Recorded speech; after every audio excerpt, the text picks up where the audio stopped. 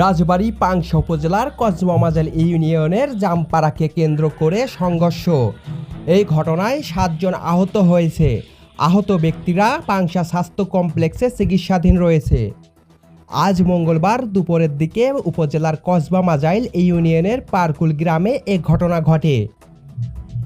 স্থানীয়দের সূত্রে জানা যায়, ইউনিয়নের পারকুল গ্রামের তালেব মণ্ডলের জাম গাছ থেকে জামপাড়া নিয়ে গাছের মালিক তালেব মণ্ডলের ছেলের বউয়ের সাথে আনোয়ার নামে একজনের কথা কাটাকাটি হয়। সেখান থেকেই এই সংঘর্ষ সৃষ্টি হয়।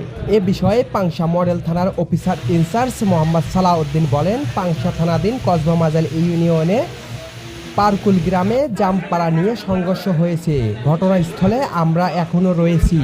এখনকার পরিস্থিতি বর্তমান স্বাভাবিক। এই বিষয়ে থানায় অভিযোগ হলে তদন্ত করে আইনগত ব্যবস্থা নেওয়া হবে।